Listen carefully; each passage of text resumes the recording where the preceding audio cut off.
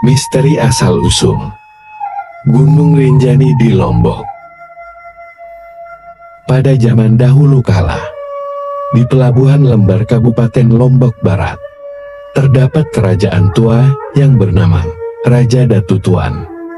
Raja Datu Tuan memimpin kerajaan hingga rakyatnya hidup makmur dan bahagia.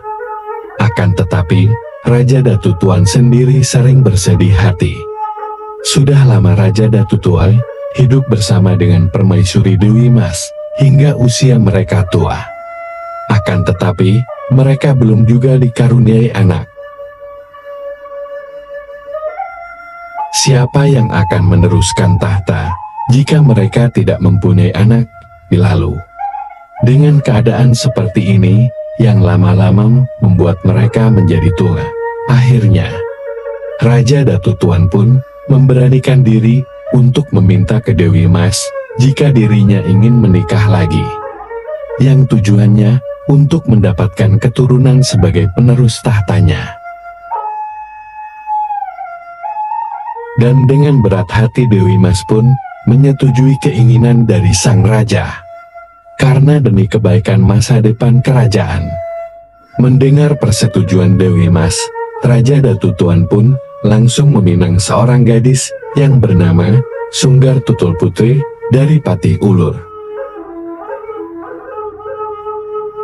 Singkat cerita, setelah Raja Datu Tuan menikah dengan Sunggar Tutul, perhatian raja kepada Dewi Mas semakin berkurang. Raja Datu Tuan sering bersama Sunggar Tutul. Hal ini membuat Dewi Mas bersedih hati, akan tetapi dia tetap bersabar. Dan karena kesabarannya itu, tanpa diduga-duga, Dewi Mas akhirnya hamil.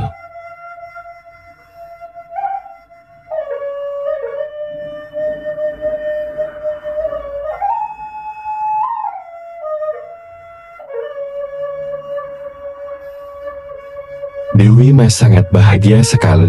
Impiannya untuk mempunyai anak akhirnya menjadi kenyataan. Kabar ini pun sampai ke Sunggar Tutul. Dia sangat iri dengan kebahagiaan Dewi Mas. Dia takut jika sang raja kembali perhatiannya kepada Dewi Mas. Akhirnya Sunggar Tutul pun membuat rencana jahatnya untuk menyingkirkan Dewi Mas dari kerajaan. Suamiku, bagaimana bisa Dewi Mas bisa hamil? Padahal selama bertahun-tahun dia tidak bisa hamil. Jangan-jangan dia sudah selingkuh dengan pria lain. Ini bisa menjadi aib kerajaan, ucap Sunggar Tutul kepada raja. Raja Datu Tuan menjawab, apa yang kamu pikirkan? Ternyata memang benar juga istriku. Aku akan mengusir Dewi Mas dari kerajaan. Ini semua demi menjaga nama baik kerajaan. Raja Datu Tuan pun memanggil Dewi Mas dan langsung mengusirnya dari kerajaan. Dewi Mas sudah berkali-kali meminta tolong untuk tidak diusir. Akan tetapi, tidak dihiraukan oleh Raja Datu Tuan. Raja Datu Tuan kemudian memerintahkan prajuritnya untuk segera mengusir Dewi Mas keluar dari istana. Dan setelah melalui perjalanan panjang, Dewi Mas akhirnya tinggal di sebuah gili, dan akhirnya ia ditemukan oleh seorang nahkoda. Setelah ia menceritakan kisahnya kepada nahkoda, Dewi Mas langsung dibawa ke Bali, sesuai dengan permintaannya. Singkat cerita, hari kelahiran yang dinanti-nantikan akhirnya tiba. Dewi Mas akhirnya melahirkan bayi kembar laki-laki dan perempuan. Anak laki-lakinya diberi nama Raden Nuna Putra Janjak, dan anaknya yang perempuan diberi nama Dewi Rinjani. Kedua anaknya tumbuh menjadi anak yang lucu dan sehat, dengan wajah yang cantik dan tampan. Dan seiring dengan berjalan waktu, anak-anaknya itu mulai bertanya tentang keberadaan ayah mereka. Dewi Mas pun mulai menceritakan semua kisah yang telah dialaminya. Mendengar cerita dari ibunya, Raden Nuna sangat marah dan dia berjanji akan menemui ayahnya, bagaimanapun caranya. Singkat cerita, Raden Nuna pun kemudian pergi berlayar untuk menemui ayahnya. Namun, sesampainya di kerajaan, dia pun kemudian dihadang oleh pengawal kerajaan. Dan dengan kekuatan keris yang dimilikinya, Raden Nuna bisa mengalahkan semua pengawal itu dengan mudah. Melihat pengawal kerajaan yang kalah oleh Raden Nuna, Raja Datutuan turun tangan untuk melawannya sendiri. Raja penasaran, bagaimana caranya untuk mengalahkan anak muda tersebut, dan siapa dia sebenarnya. Akan tetapi, ketika Raja Datutuan sedang melawan Raden Nuna, tiba-tiba terdengar suara gaib. "Hai Datutuan, janganlah kau menganiaya anak muda itu. Anak itu adalah anak kandungmu sendiri, dari istrimu Dewi Mas."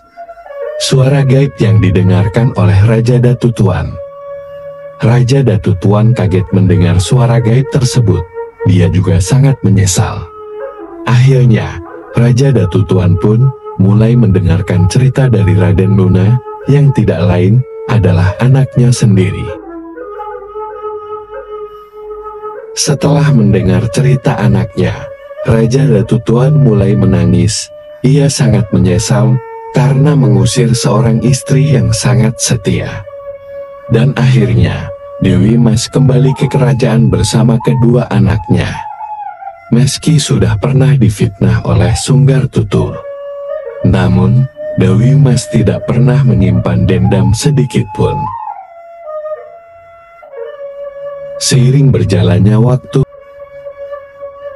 kebijaksanaan, kedewasaan, dan ketampanan Raden Nuna semakin menonjol. Ia lalu diangkat oleh Raja Datutuan sebagai raja untuk menggantikannya. Dan setelah turun dari tahta, Raja Datutuan memutuskan untuk bertapa di sebuah gunung.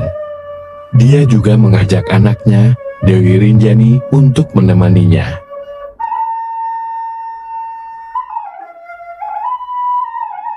Raja Datutuan pun dan Dewi Rinjani melakukan perjalanan menuju ke puncak gunung.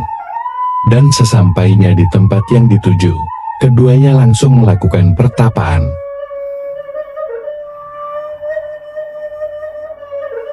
Namun, di saat mereka sedang bertapa, Dewi Rinjani diangkat menjadi ratu oleh para jin. Dan sejak saat itulah, gunung tersebut dinamakan Gunung Rinjani. Bagi masyarakat Pulau Lombok, khususnya suku Sasak dan suku Bali, Gunung Rinjani dianggap sebagai tempat suci dan merupakan istana dari para dewa dan kini. Gunung Rinjani, yang dengan pemandangannya yang mempesona, berhasil menarik perhatian wisatawan lokal maupun mancanegara. Sahabat Putra Lombok, itulah cerita dari kisah asal-usul Gunung Rinjani di Lombok. Semoga cerita yang saya bagikan ini bisa menambah wawasan dan pengetahuan kita tentang sejarah, kisah, dan legenda yang ada di bumi Nusantara kita ini. Amin. Terima kasih sudah menyimak video ini sampai selesai. Sampai jumpa di cerita kisah-kisah berikutnya di saluran ini. Wassalam.